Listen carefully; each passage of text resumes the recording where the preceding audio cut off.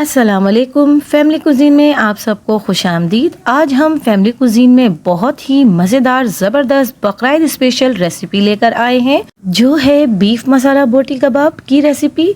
एक तो ये रेसिपी बनाना बहुत ही आसान है, बहुत ही जल्दी से तो तैयार हो जाती है। दूसरा ये कि आप इसको एक बार बनाएंगे तो लोग आपसे, घर वाले आपसे बार बार इसकी फरमाइश करेंगे कि आप ये दोबारा से बनाएं। ये इतनी मज़ेदार और इतनी आसान रेसिपी है। जैसा कि मैं अपनी हर वीडियो में कहती हूँ कि मेरा मकसद मुश्किल रेसिपी को आसान बनाना है, तो घर में हम इस मसाला बोटी कबाब को किस तरह से बना सकते हैं, बहुत ही आसान तरीके से मैंने इस वीडियो में बताया है। बिल्कुल सिंपल इंग्रेडिएंट्स हमने इसमें ऐड किए हैं, जो कि हमारे किचन में अमूमन मौजूद होते हैं। कोई खास इंग्रेडिएंट हमने इसमें इस्तेमाल नहीं किया है। तो ये रेसिपी हम किस तरह से बनाएंगे, ये जानने के लिए आपको वीडियो को पूरा देखना होगा, वो भी बगैर स्किप किए, ताकि आपकी रेसिपी भी परफेक्ट बने। तो चलिए बगैर वक्त जाया किए जल्दी से रेसिपी को शुरू करते हैं। तो यहाँ पर मैंने गोश्त ले लिया है 1 किलो बीफ का, जिसकी मैंने छोटी छोटी बोटियां कर ली हैं। तो ध्यान रहे कि आपने भी इसकी बोटियों को बहुत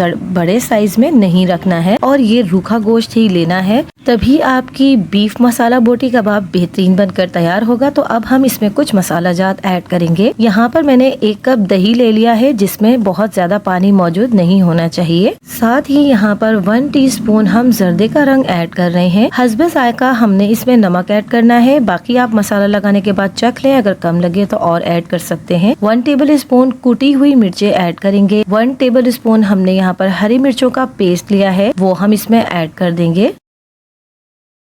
साथ ही यहाँ पर इस गोश्त को गलाने के लिए पपीते का पेस्ट मैंने तैयार किया है, वो हम यहाँ पर 3 टेबल स्पून भर कर डालेंगे। ये पपीते का कलर आपको येलो लग रहा होगा, ग्रीन पपीता मुझे मिला नहीं था, तो इसलिए घर में मौजूद जो येलो पपीता था वो मैंने इसमें ऐड कर दिया है। 1 टेबल स्पून कुटा हुआ धनिया हम इसमें ऐड कर रहे हैं। 1 टेबल स्पून हमने इसमें जीरा पाउडर ऐड किया है। 1 टीस्पून हम इसमें गरम मसाला पाउडर ऐड कर रहे हैं। 1 टेबल स्पून लहसुन अदरक का पेस्ट हमने इसमें ऐड किया है। और बस ये बेसिक से कुछ मसाले हैं जो कि हमने इसमें ऐड किए हैं। और अब हम इन तमाम मसालों को अच्छी तरह से मिक्स कर लेंगे। जैसा कि मैंने आपको बताया था कि कोई खास इंग्रेडिएंट हम इसमें नहीं ऐड करेंगे, बहुत ही बेसिक से मसालों के साथ हम ये बीफ मसाला बोटी कबाब घर पर तैयार कर रहे हैं। अब हमने इसमें जैसा कि पपीता लगाया है, तो इस गोश्त को गलने के लिए कुछ टाइम चाहिए होगा, तो हम इसे 1 घंटे तक के लिए ढककर फ्रिज में रख देंगे। गर्मियों का मौसम है, हम इसे बाहर नहीं छोड़ेंगे।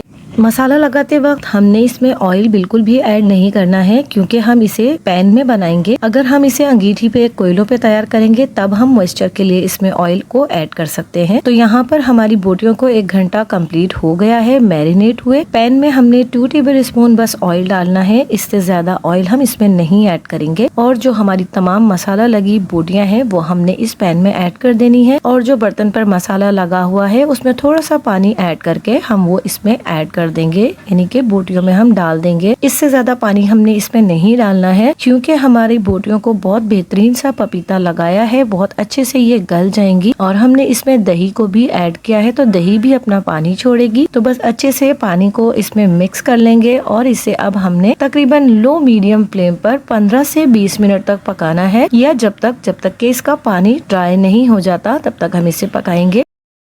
इतनी देर में हमने ये कोयला जिसे हमने दहकाना है, इसे हम फ्लेम पर रख देंगे और इसको हम जला लेंगे। तो जब तक कि हमारी बोटियों में पानी ड्राई होता है, तब तक हमारा ये कोयला भी तैयार हो जाएगा। इस कोयले के धुएं की वजह से हमारी ये जो मसाला बोटी कबाब हम बना रहे हैं, बिल्कुल बाजार जैसी फील आएगी।